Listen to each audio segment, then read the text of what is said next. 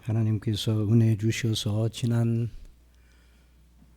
주일 그리고 그 전 금요일, 토요일, 금요일 3일 동안 부족한 종 전주에 있는, 전주시는 아니지만 전주 바로 변경이 있기 때문에 완주군에 속하는데 창족교회, 우리 교회에서 7년 동안 이렇게 부교육자로 신실하게 섬기시던 박대희 목사님 교회에 가서 하나님의 말씀을 증거하는 이런 귀한 특권을 주셔서 참 큰 은혜를 하나님 또 주셔서 함께 영광을 돌릴 수 있었습니다. 우리 박 목사님은 제가 우리 중심교회를 부임한 해가 1987년인데 89년부터 오셔서 7년 동안 96년까지 7년 동안 섬기시다가 정병을 받으셔서 담임 목사님으로 가셔서 섬겨 오셨는데 28년이 됐다고 그러거든요. 벌써 그렇게. 그런데 다 그동안 어려운 그런 일도 있었지만은 목사님의 신실하신 주님을 섬기는 그 마음과 또 말씀의 바른 사역, 그리고 장로님들이 다 그리스도 안에서 아름답게 연합하여서 목사님을 보호하고 또 목회를 협력하셔서 교회가 아름답게 잘 서 있는 모습을 보았습니다. 시골의 교회인데도 한 100여 명 모여 있는 교회고, 또 이제 젊은 사람들도 어린이들도 있는 이런 교회였습니다. 이제 은퇴하셔서 거기 그 전원주택이 있는데 그 은퇴하셔서 서울에서 내려오신 여러 교회를 섬기시던 장로님들이 계셔서 그 장로님들이 10분이나 되는, 그래서 이제 은퇴하신 분들이, 그래서 오시면 꼭 이렇게 아름답게 잘 교회를 섬기시고 거기서 참 저도 큰 은혜를 받았습니다. 정말 하나님의 거룩한 교회, 우리 교회와 아주 동일한 그런 믿음의 노선을 견지하면서 근실하게 섬기는 그런 복된 교회였습니다. 여러분 위해서 기도해 주신 것을 먼저 감사를 드립니다. 자, 오늘도 읽어드린 본문 말씀 강론할 때 저와 여러분 모두를 성령께서 가르쳐 주시기를 원합니다. 오늘도 우리는 본문에 나타나 있는 참된 구원신앙의 표지, 또 구원신앙의 특성을 오늘 읽어드린 본문 말씀을 통해서 듣고자 합니다. 자, 오늘 본문 말씀 고린도전서 2장의 말씀에서 성령께서는 예수 그리스도를 믿음으로 말미암아 구원받은 사람들의 중요한 표지 하나를 또 증거를 하고 있습니다. 그런데 특별히 오늘의 말씀 속에서는 지혜, 구원신앙을 지혜의 차원에서 접근하고 계십니다. 그래서 고린도전서 2장 5절 너희 믿음이 사람의 지혜에 있지 아니하고 다만 하나님의 능력에 있게 하려 하였노라, 그렇게 말씀했어요. 그러면서 그러나 우리가 온전한 자들 중에서는 지혜를 말하는 이는 이 세상의 지혜가 아니요 또 이 세상에서 없어질 통치자들의 지혜도 아니라, 그렇게 말씀하셨어요.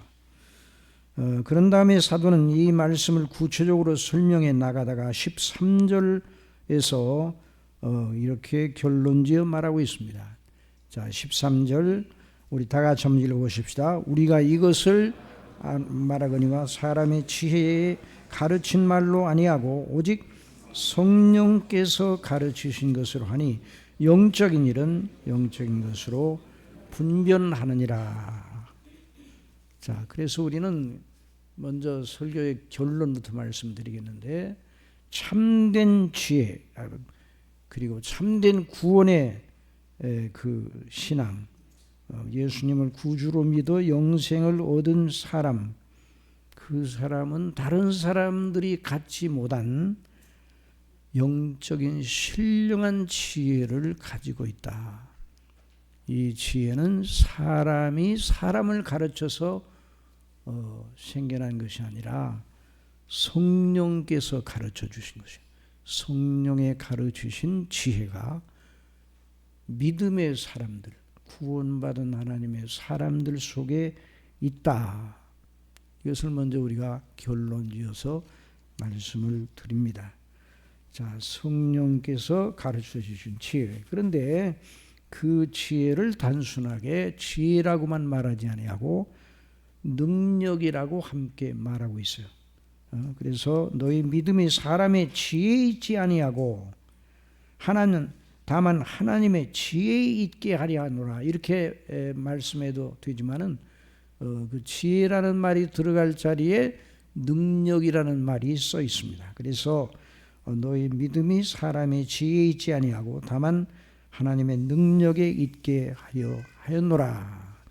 그런 말씀을 했어요. 그래서 하나님을 경외하고 예수 그리스도를 믿음으로 말미암아 구원받은 사람은 지혜의 사람입니다. 능력의 사람입니다. 믿습니까? 지혜와 능력의 사람이에요. 예수님 믿는 저와 여러분, 구원받은 저와 여러분은 지혜와 능력의 사람이다. 그러니 참된 믿음은 단순하게 우리의 종교성을 연마하여 나온 우리 수준의 지혜가 아니라는 거예요. 사람 수준의 지혜가 아니라는 거예요. 원래 고린도 전서에서 이 말씀을 사도 바울이 기록하여 그들에게 편지로 전했던 이유는 그 교회에서 바울파, 아볼로파, 또 게바파, 그리스도파 이렇게 그 파별이 있었어요. 그래서 사역자들이 어느 사역자들에 대해서 더 호감을 가지느냐에 따라서 사람들의 마음이 서로 갈려져 있는 상태에 있었어요. 그래서 그것을 보고 정말 그건 큰 문제거든요. 그래서 성령의 인도하심을 따라서 사도 바울이 그들에게 가서 하나님의 복음의 말씀, 사도 바울이 그 교회를 1년 6개월 동안 목양을 했어요.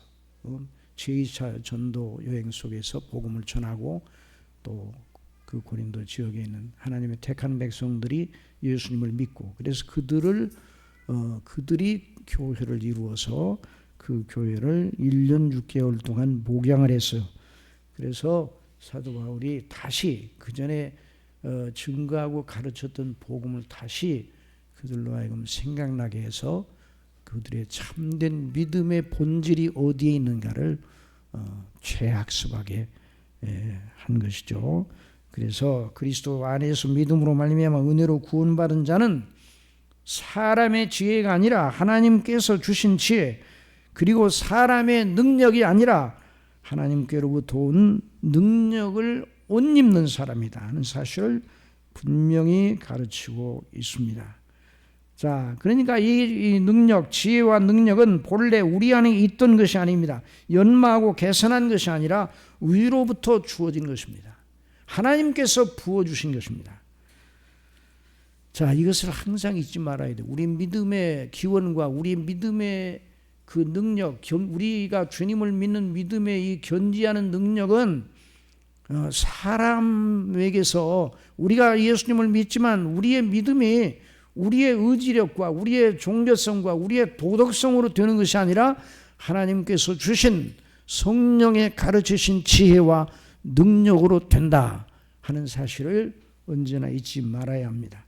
자, 공생애가 끝나갈 무렵 곧 예루살렘에 올라가서 잡히시어 십자가에 못 박혀 죽으실 시간이 임박함을 하신 우리 예수님께서 가이사랴 빌립보 지방에 이르러 제자들로 하여금 예수님 당신 자신께 대한 신앙 고백을 하게 하셨습니다. 마태복음 16장 13절 이하에 예수께서 빌립보 가이사랴 지방에 이르러 제자들에게 물어 이르시되 사람들이 인자를 누구라느냐 이르되 더러는 세례요한 더러는 엘리야 어떤 이는 예레미야는 선지자 중에 하나라 하나이다. 이르시되 너희는 나를 누구라 하느냐. 시몬 베드로가 대답하여 이르되 같이 하겠습니다. 시작. 주는 그리스도시요 살아계신 하나님의 아들이시니라. 자, 이 고백이 끝나자 우리 예수님께서 대답하여 이르시되 바요나 시몬아 내가 복이 있도다. 이를 내게 알게 한 이는 혈육이 아니요 하늘에 계신 내 아버지시니라. 내가 나를 믿는, 나를 알아보고 믿는 이 믿음은 내 자신이나 다른 사람이 너에게 가르쳐 준 것이 아니라 하나님 아버지께서 사랑하셔서 내 심령을 거듭나게 해서 나를 믿게 된 것이다 하는 사실을 분명하게 말씀해 주셨습니다. 이는 내게 이를 알게 한 이는 혈육이 아니요 하늘에 계신 내 아버지시니라. 또 내가 내게 이르노니 너는 베드로라. 내가 이 반석 위에 내 교회를 세우리니. 내가 이 반석 위에 내 교회를 세우리니. 주님의 교회, 주님께서 이 반석은 그 베드로라는 말이 원래 베드로는 아니었는데 원래 게바였는데 베드로라. 내가 이 반석, 그 시몬인 원래 시몬인데 베드로, 바요나 시몬 원래 원 그 이름이었는데 베드로, 게바, 반석이라. 이 교회를 세우리니 그 반석 위에 음부의 권세가 이리 못하리라. 음부의 권세는 무엇입니까? 지옥의 권세, 죄를 인하여 사망을 가지고 왕노릇하는 마귀의 권세, 사람의 육신의 정욕과 안목의 정욕과 이생의 자랑을 통하여 역사하는 세상의 영인, 마귀가 무슨 영이라고요? 세상의 영이요. 마귀는 세상의 영이에요. 세상의 문화와 세상의 정신을 이렇게 주장하는, 그래서 불순종의 아들들 가운데 역사하는 영이라고도 에베소서에서 사도 바울이 표현을 하였습니다. 세상의 영, 그 마귀의 세력, 이 세력을 이기는 것이 바로 그리스도 주님을 믿는 믿음이라고 말씀하고 있는 것입니다. 요한일서 5장 4절 이하에 무릇 하나님께로부터 난 자마다 세상을 이기느니라. 세상을 이기는 승리는 이것이니 우리의 믿음이니라. 세상을 이기는 이김이 뭐라고요?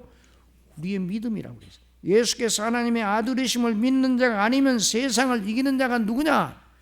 그러니까 예수께서 하나님의 아들이심을 믿는 자가 아니면 세상의 영인 마귀와 세상 정신과 세상 풍조를 이기고 그 믿음을 통해서 승리하고 하나님께 영광을 돌릴 자가 참된 믿음을 가진 하나님의 사람밖에는 없다는 말이에요.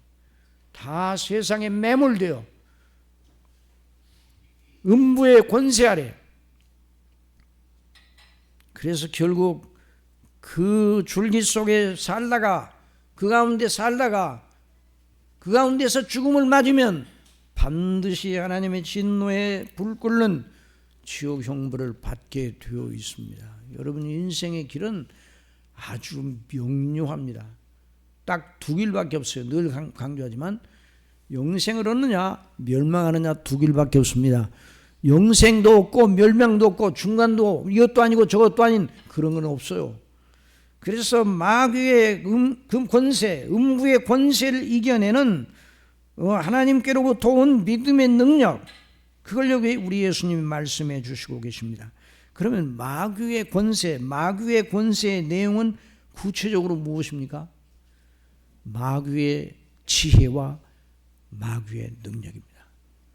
여러분, 마귀가 매우 지혜로운 자임을 여러분 아셔야 됩니다.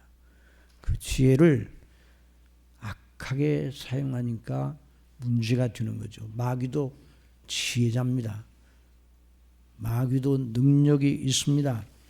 그래서 마귀가 지혜와 지식을 가지고 자기의 이름을 내고 자기가 왕노릇하는 나라 그 목적을 위하여 지금도 일하고 있습니다. 물론 그 마귀의 속성과 그 일의 궁극적인 목표는 무엇입니까?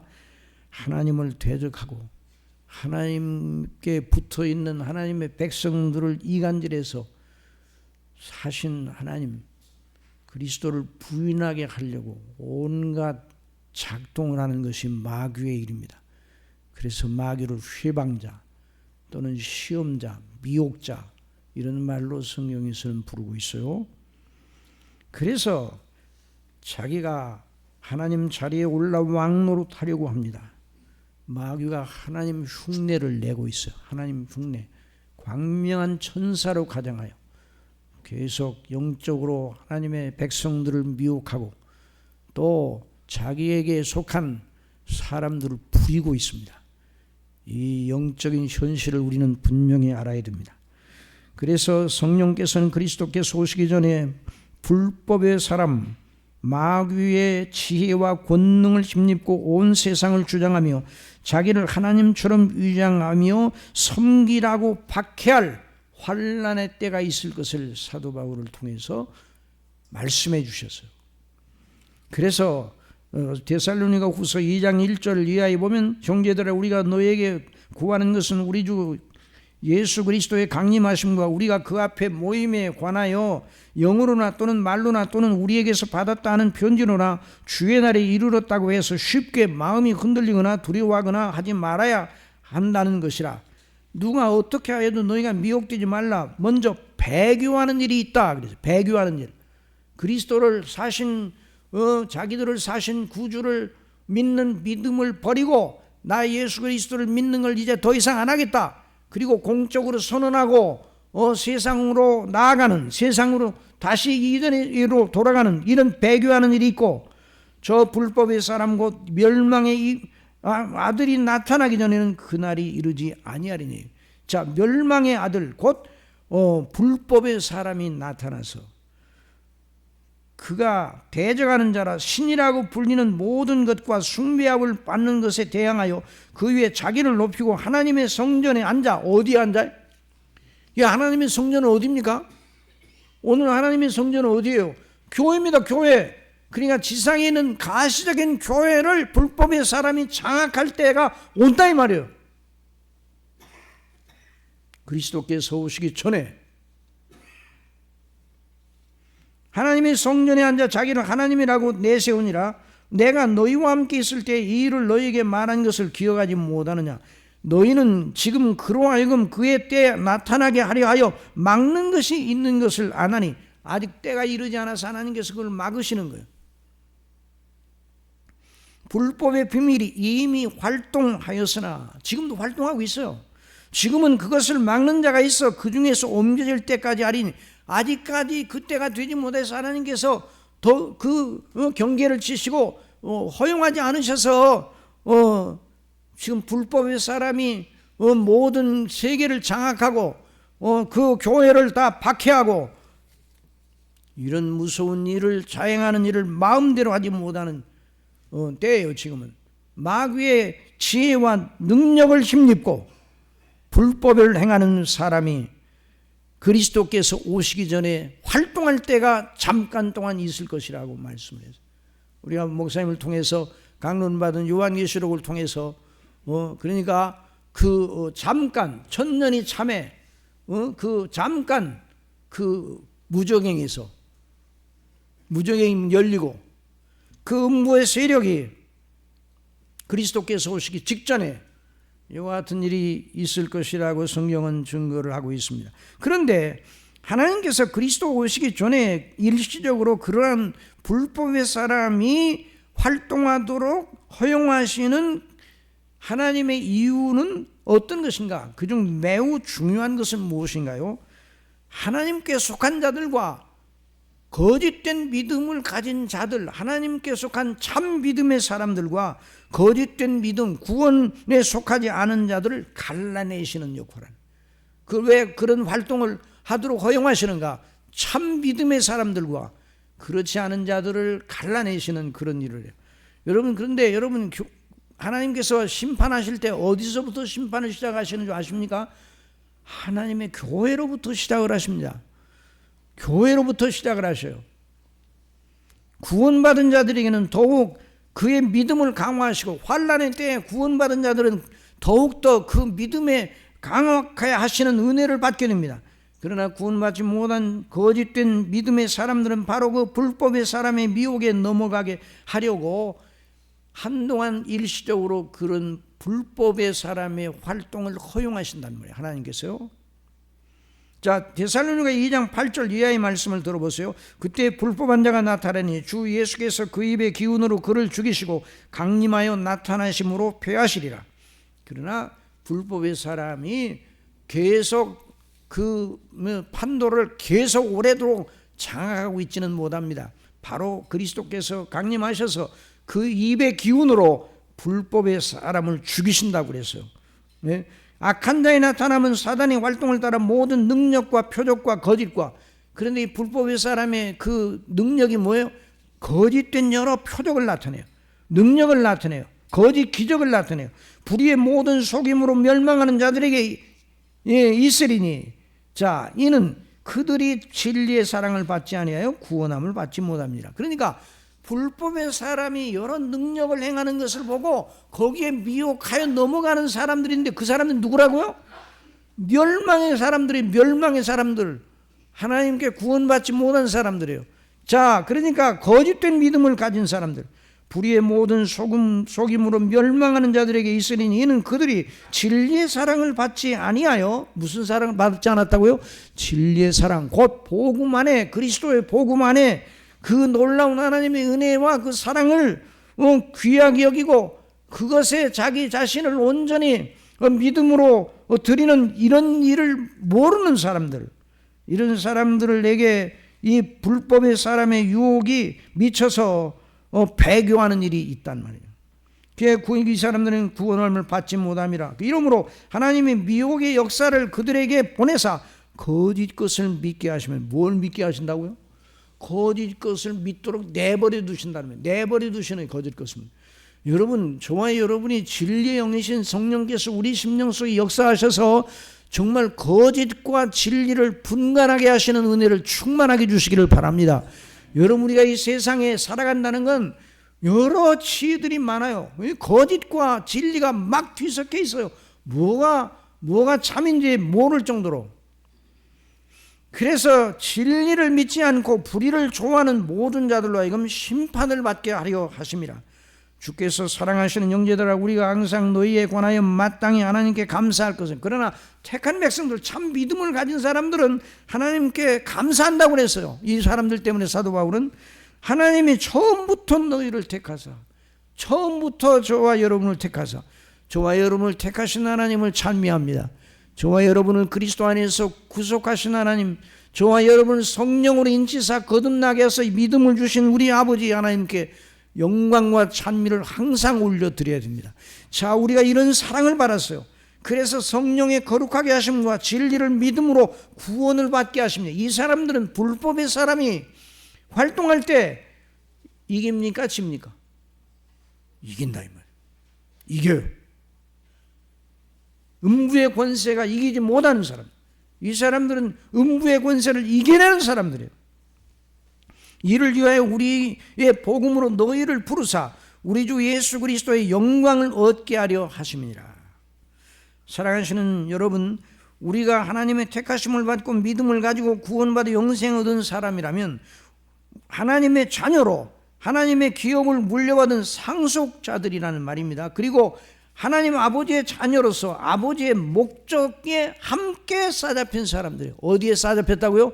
하나님의 목적에, 하나님의 계획에 싸잡혔습니다. 저와 여러분의 존재의 목적은 어디에 있습니까? 하나님의 목적이 우리의 목적이에요. 하나님 아버지의 뜻이 우리의 영광입니다. 그래서 하나님 아버지의 목적에 싸잡힌 자들이요, 그 영광에 함께 동참한 자들입니다.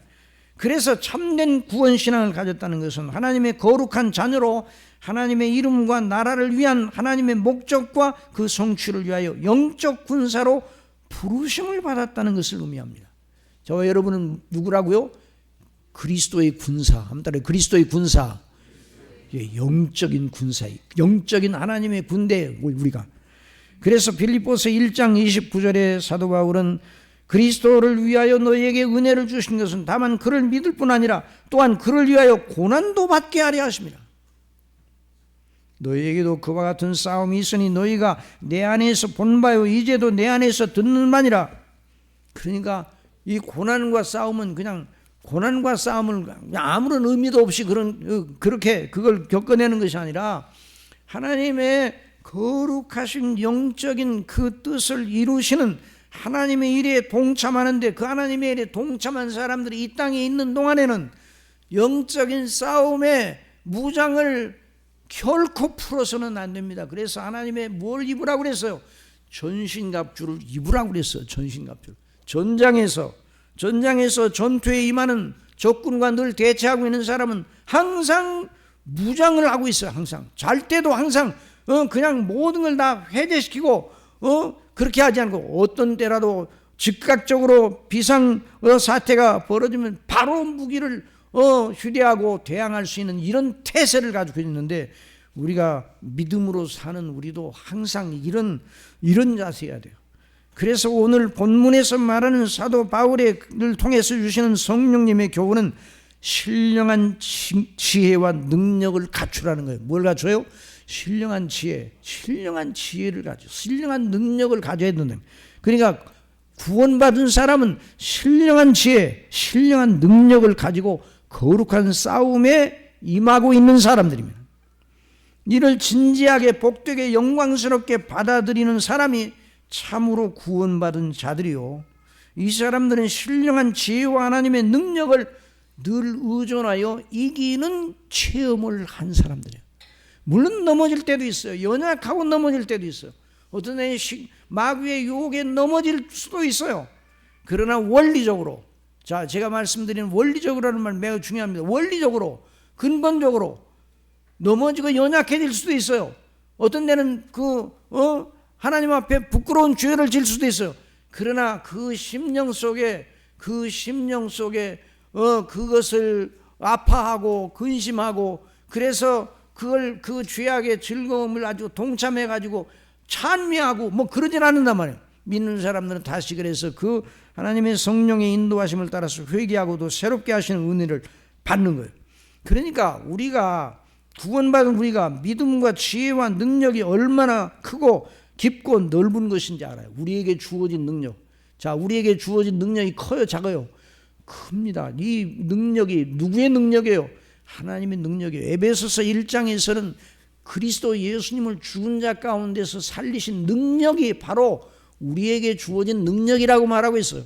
우리에게 베푸신 능력의 지극히심을 어떠한 것을 너희로 알게 하시기를 구하노라. 사도 바울이 그렇게 기도한다고 그랬어요.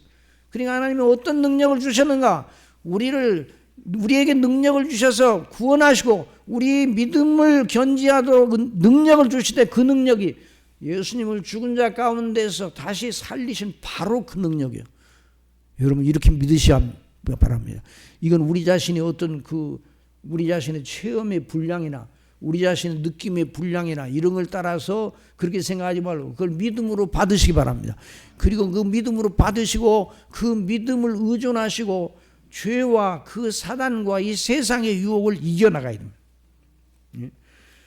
그래서 사도 바울은 이 지혜가 얼마나 놀라운가. 세상의 통치자들, 세상의 엘리트들, 소위 하나님을 알지 못하고 세상을 풍미하는 자들, 남을 다스릴 정도의 지혜와 지식과 권세를 가진 자들, 이들의 지혜와 우리가 예수님을 믿어 구원받은 하나님의 백성으로 가진 지혜를 비교를 하고 있어요.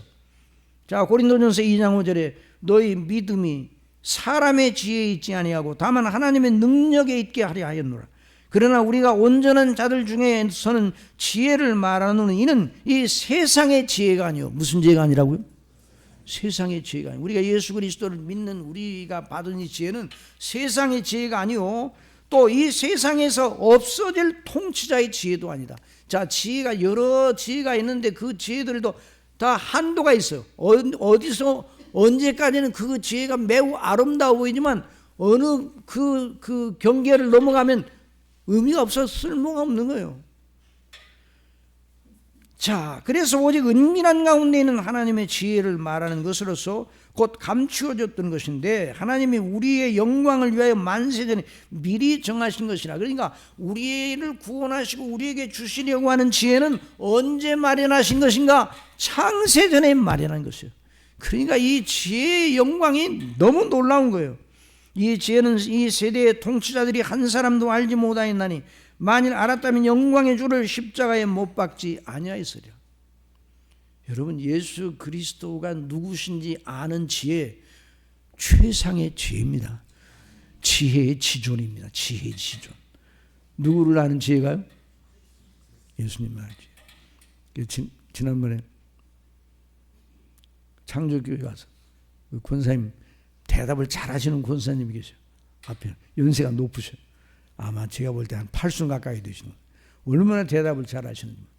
그 권사님에게 아리스토텔레스를 아시나요? 그랬더니 가만. 플라톤을 아시나요? 칸트를 아시나요? 가만히 모르시니까 가만히 있죠. 예수님을 아시나요? 예수님은 알죠. 예수님이 누구세요? 하나님의 아들 우리 주 예수 그리스도 구주 예수님이시죠. 그걸 아세요? 그런데 그분한테 그랬어요. 권사님은 아리스토텔레스보다 더 위대합니다. 여러분 그렇게 믿으시기 바랍니다. 예수 그리스도를 안다는 것, 예수 그리스도를 믿는다는 건 최고의 지혜예요. 이보다 더 높은 지혜가 없습니다. 그래서 이 지혜는 이 세대의 통치자들이 한 사람도 알지 못하였나니 만일 알았더라면 영광의 주를 십자가에 못 박지 아니하였으리라. 기록된 바 하나님이 자기를 사랑하는 자들을 위하여 예비하신 모든 건 눈으로 보지 못하고 귀로 듣지 못하고 사람의 마음으로도 생각하지 못하였다 함과 같으니라. 그런데 이 지혜가 어디서 주어졌어요? 오직 하나님의 성령으로 이것을 우리에게 보이셨으니 성령은 모든 것 곧 하나님의 깊은 것까지라도 통달하시느니라. 여러분 믿습니까? 그러니까 항상 누구를 의지해야 돼요? 이 지혜가 모자라면, 믿음의 지혜가 모자라면 구해야 됩니까? 구하지 않아야 됩니까? 구하라고 그랬어요. 풍부히 주시는, 구하는 자에게 풍부히 주시는 분이라고 야고보서를 통해서 의심하지 말고 구하라고 그랬어요. 성령의 인도하심을 바라. 늘 구하면 그래서 우리 예수님이 항상 구하라, 주실 것이요 문을 두드리라 열릴 것이요 찾으라 찾을 것이요 하시면서 누구를 구하라고 그랬어요? 성령을 구하라고 그랬어요. 성령의 감동하심을 구하라. 성령의 지혜. 그래서 지혜가 모자라면 성령의 인도하심을 바라라 그랬어요. 어느 저 연세대학교 교수님 한 분이 어디에 나와서 말씀하시는데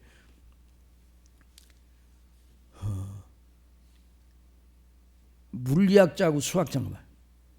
그 교수님이 어떤 데 수학 문제가 안 풀려. 그걸 풀어야 되는데 근데가 안 풀려요. 그럴 때 기도한다고.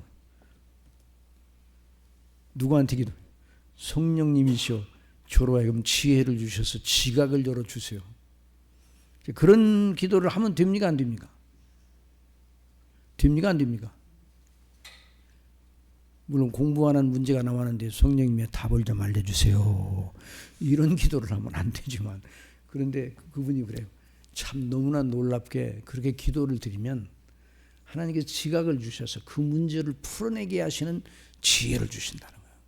그러니까 우리가 범사에 늘 하나님의 인도하심을 구하며 주님과의 교통하면은 여러 삶의 영역에서도 필요한 은혜를 주신단 말이에요. 물론 이 본문에서는 예수 그리스도를 믿는 믿음에 대해서 말하고 있지만, 그러나 그 믿음의 삶 속에, 그래 우리가 무슨 일을 하더라도, 그래 무슨 일을 하기 전에 누구를 구해야 돼요? 성령의 인도하심을 구해야 됩니다. 여러분 그렇게 하시기 바랍니다. 그러니까 믿음은 실천적으로 아주 사실적인 것이죠. 그래서 예수님을 믿는 사람, 그래서 사람의 일도 사람의 속에 있는 영예는 누가 알려? 그래서 성령의 인도하심, 오직 하나님의 성령으로 이것을 우리에게 보이셨으니 성령은 모든 것 곧 하나님의 깊은 것까지라도 통달하시느니라. 또 12절 말씀 다 같이 읽읍시다. 시작. 우리가 세상의 영을 받지 아니하고 오직 하나님으로부터 온 영을 받았으니 이는 우리로 하여금 하나님께서 우리에게 은혜로 주신 것들을 알게 하려 하심이라. 우리가 이것을 말하거니와 사람의 지혜가 가르친 말로 아니하고 오직 성령께서 가르치신 것으로 하니 영적인 일은 영적으로 분별하느니라 그랬어요. 그러니까 우리가 다 각종 지식과 지혜가 많잖아요. 우리 그 모든 각종 지식과 지혜를 다 우리가 가질 수는 없어요. 백화점에 가보세요. 딸기가 주먹만 해. 이거 누가 길렀어요? 아무나 길렀어요? 딸기에 대한 지식, 그리고 지식만 가지지 않고 그 지식을 활용하는 지혜, 그 지혜로 농부가 그런 딸기를 길러내게 하나님께서 그런 그 딸기의 그 그 생태적인 그 비밀이 있을 거 아니에요. 그 딸기가 이만해. 조금 거짓말을 보탰는가 이게. 이만치 않고 한 절반 정도로 돼. 정말 그렇죠? 예, 딸기가 그런데. 그러니까 각종 지혜가 있어요. 그걸 다 가질 수는 없어요, 우리가 이 땅에서. 예? 이 땅에서 누가 다 가질 수는 없어요. 학문의 영역도 같은 공대라 할지라도 그 학문의 영역 조금만 넘어가면 잘 모르겠대요. 전문화가 되고 분화가 되고 그래서. 그런데 예수 그리스도를 믿어 영생 얻는 이 지혜, 그리고 세상의 영을 이기고 죄를 이기고 하나님의 부르심을 따라서 이렇게 나아가는 이 지혜, 정말 예수 그리스도를 믿는 것보다 더 높은 지혜가 없어요. 그래서 성령의 가르치신 것을 한다. 누가 지혜로운 자인가? 영원히 복되게 하고 영원히 우리를 빛나게 하고 영원히 후회하지 않고 정말 잘했다 하고 영원히 웃게 하는 것이 있다면, 그런 지혜가 있다면 그게 최고의 지혜. 그리고 그 비결을 알았다면 우리 전체를 들여 우리 목숨을 다하여 단호하게 그것을 내 것으로 삼는, 이것이 바로 믿음의 지혜예요. 그래서 예수님께서는 이 놀라운 복을 천국을 침노하는 것에 비유하였어요. 천국을 침노한다. 그래서 침노라는 말을 썼어요. 여러분, 침략 나쁜 말이에요, 좋은 말이에요? 침략한다, 침노한다, 이거 나쁜 개념이에요. 그리고 남의 영토를 침노하고 침범한다, 이거 나쁜 개념이에요. 근데 왜 그 나쁜 개념으로 쓰이는 말을 우리 예수님이 천국을 침노하는 것에다가 대입을 하셨는가? 물론 예수님이 말씀하시는 것 속에는 가끔 나쁜 것도 있어요, 없어요? 있습니까, 없습니까? 없어요. 예수님이 말씀하신 모든 건 다 선하고 영광스럽고 유익한 건데, 그래서 세례 요한의 때부터, 저 마태복음 11장 12절에 세례 요한의 때부터 지금까지 천국은 침노를 당하나니 침노하는 자는 빼앗느니라. 자, 뭐를 침노하라고요? 천국을 침노하라고. 천국을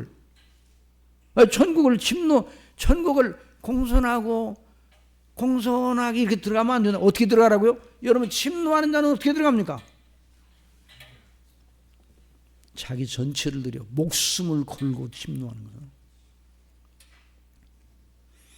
전투적인 개념입니다. 자, 침략자들이 저 땅 우리 것으로 만들면 우리가 지금보다 훨씬 더 낫게 넉넉하고 행복하게 살 것이다. 그러니까 그 땅을 빼앗자. 그래가지고 침략을 하는 거 아니에요?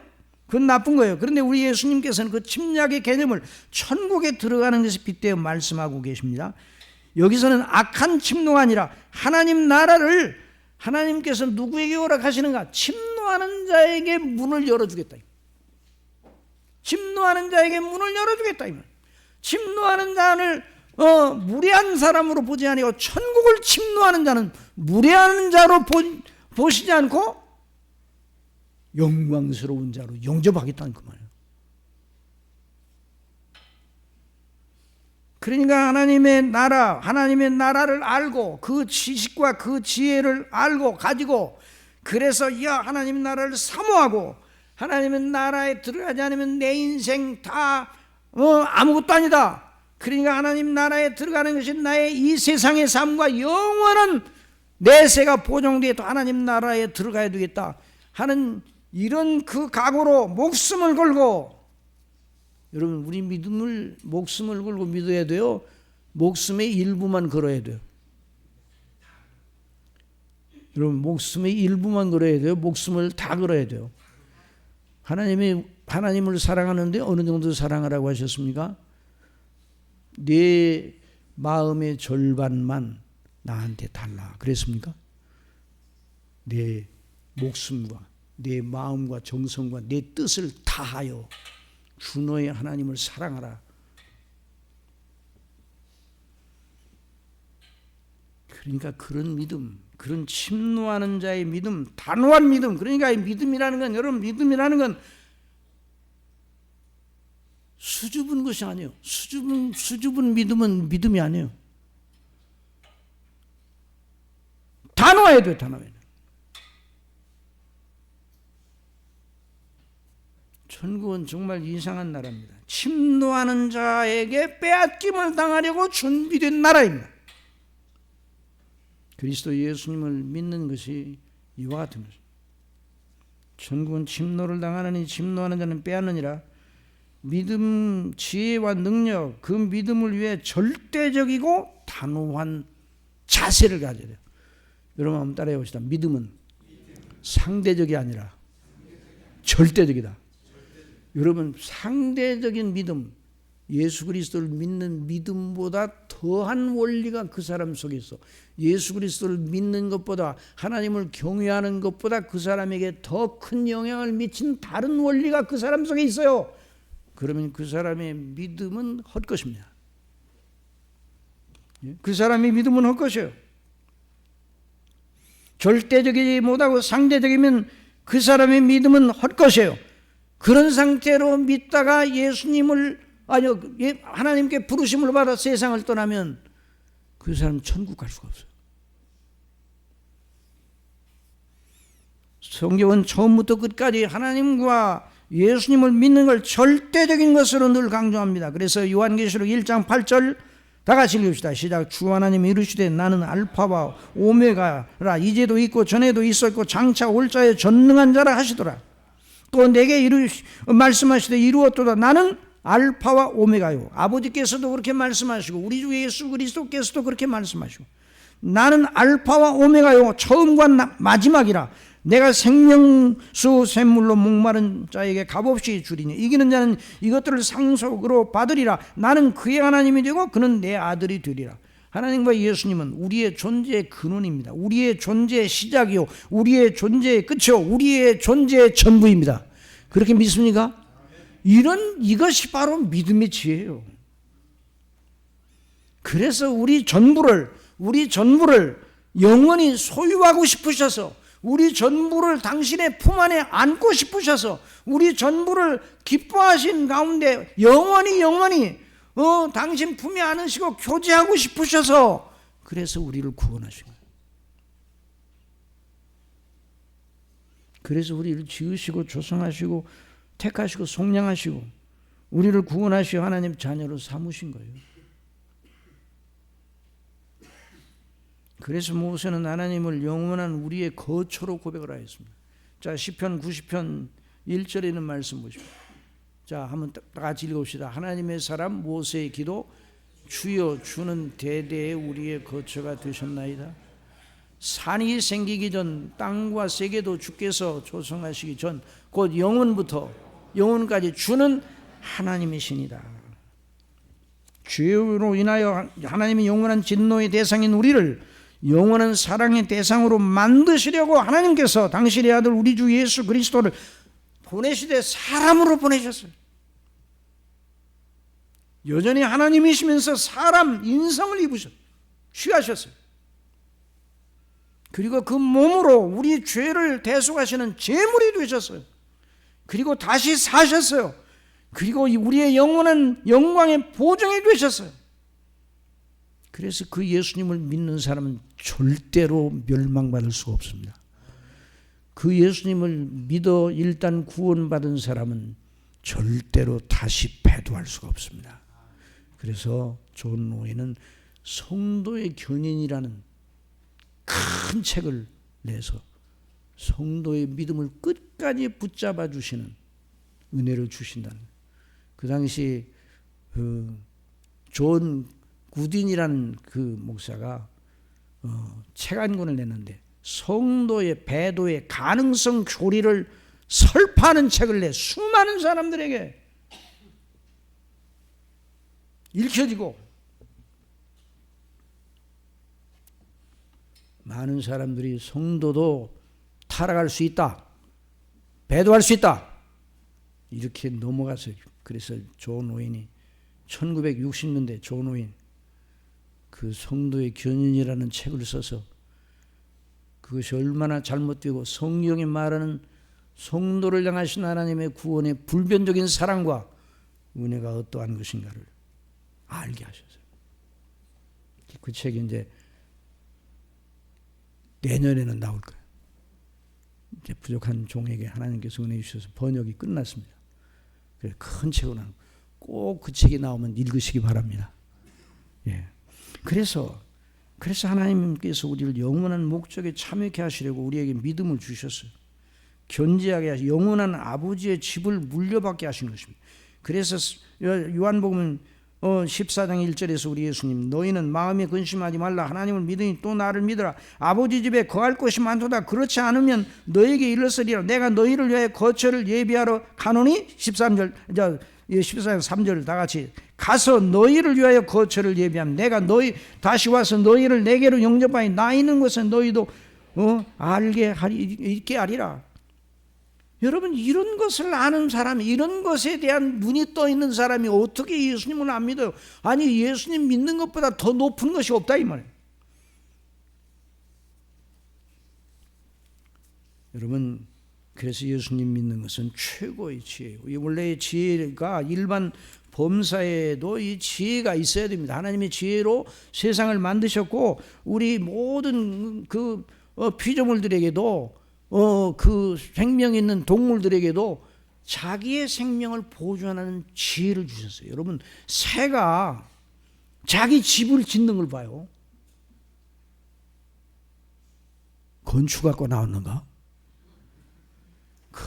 물어가지고 새가 이렇게 지푸라기를 엮어가지고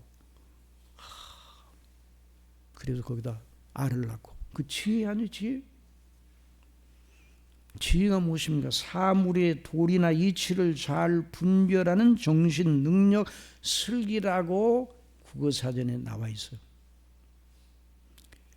지혜가 뭔가? 비가 오면 우산을 쓰는 것이 지혜입니다.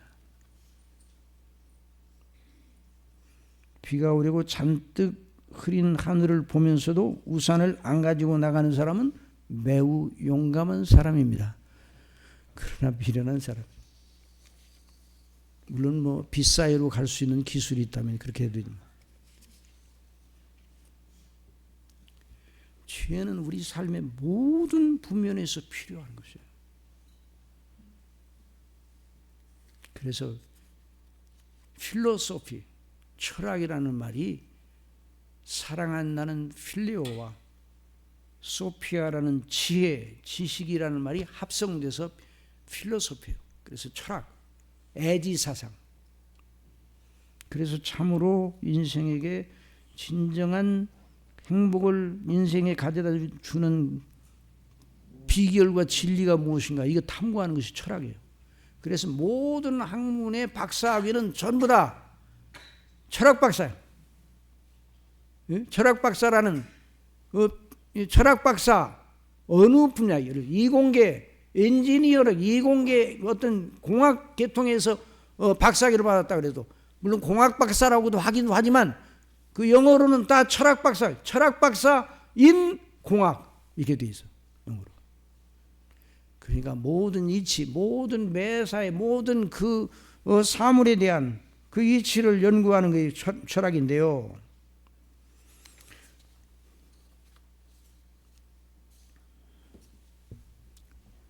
근데 어느 것이 진짜 사람에게 유익한가, 그걸 철학이 계속 지금도 연구를 하고 있어요. 그러나 철학은, 인문학의 철학은 아직도 하나님이 계신 줄을 모릅니다. 하나님이 계시다고 결론을 내리지 않았습니다. 왜 결론을 내리지 않는 거니? 그 하나님이 누구냐고 물어볼 거 아니에요. 그럼 대답하기 곤란해요. 그러니까 계속 연구 중이라고 얘기해요. 그러니까 저 더 이상 질문 못하게 해요. 그래서 모든 지혜가 있는데 그 모든 지혜들이 그 사람들에게 제한된 여러 지혜들이 많아요. 그 지혜들을 분간할 수 있는 방법이 무엇인가? 옳은 지혜인가 그른 지혜인가를 분간할 수 있는 방법이 무엇인가요? 예수님이 대답해 주셨어요. 뭐라고 대답해 주셨는가 하니? 자, 누가복음 17장 35절 말씀 천천히 한번 읽어봅시다. 지혜는 자기의 모든 자녀로 인하여 옳다함을 얻느니라. 지혜는, 그 지혜의 거짓됨과 참됨은 그 지혜를 실제로 써보면 알아요. 그 지혜를 적용해 보아서 나오는 결과와 열매가 어떠하냐에 따라서 그 지혜가 참된 지혜다, 그 지혜가 진리에 속한다, 그 지혜가 거짓말이다, 다 거짓말로 지혜로 포장을 하니까 한번 써봐야 돼요. 에덴 동산에서 지혜를 분간해야 되는 일이 에덴 동산에서 발생을 했어요. 여러분, 뱀이 뱀처럼 지혜로우라 예수님 말씀도 하시는데, 뱀의 특성 중에 가장 중요한 특성이 지혜예요. 꽤가 많아요. 지혜. 하와에게 지혜의 길, 지식의 길을 제안합니다. 창세기 3장 1절, 그런데 뱀은 여호와 하나님이 지으신 들짐승 중에 가장 간교하니라. 뱀이 여자에게 물어 이르되 하나님이 참으로 너에게 동산 모든 나무의 열매를 먹지 말라 하시더냐? 여자가 뱀에게 말하되 동산 나무의 열매는 우리가 먹을 수 있으나 동산 중앙에 있는 나무의 열매는 하나님의 말씀에 너희는 먹지도 말고 만지도 말라, 너희가 죽을까 하노라 하셨느니라. 그래, 이 하와가 하나님의 말씀을 명확하게 제시를 하지 않고 죽을까 하였노라. 죽는다 그랬어요. 뱀이 여자에게 이르되 너희가 결코 죽지 아니하리라. 제안합니다. 너희가 그것을 먹는 날에 너희 눈이 밝아져 하나님과 같이 되어 선악을 할 줄을 하나님이 아심이라. 놀라운 지혜 제안을 한 거예요, 마귀가. 그런데 그 지혜의 제안이, 이걸 잘 들어야 돼요. 어떤 것이 옳은가 참인가 아직 써보기 전에도 알아볼 수 있는 것이 있어요. 지혜의 근본은 누구세요? 하나님이세요. 하나님을 경외하는 게 참 지식의 지혜의 근본이라고 말씀해요. 그게 명철이에요. 그런데 그 제안의 내용 속에 하나님과 충돌하는 것이 있느냐? 그러면 거짓된 것이에요. 써보기 전에도 써보고 나서 한번 써보고 난 다음에 결정하지 그러면 늦어. 그러니까 일단 그 제안의 내용 속에 하나님과 충돌하는 것이 있느냐 그러면 딱 멈춰야 돼요.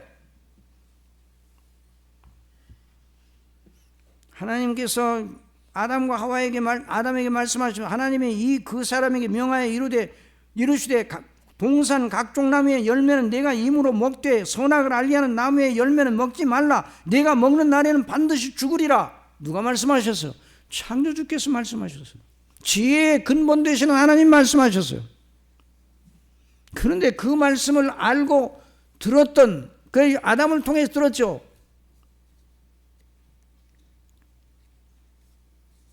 그런데 하나는 서로 정면으로 충돌하는 두 메시지 앞에 서 있었습니다. 하나를 택하면 하나는 버려야 돼요. 그러나 하와는 그 나무에 대한 금령을 내리신 하나님의 말씀을 밀어내고 그 자리에 마귀의 말을 담고 그 나무를 보았어요.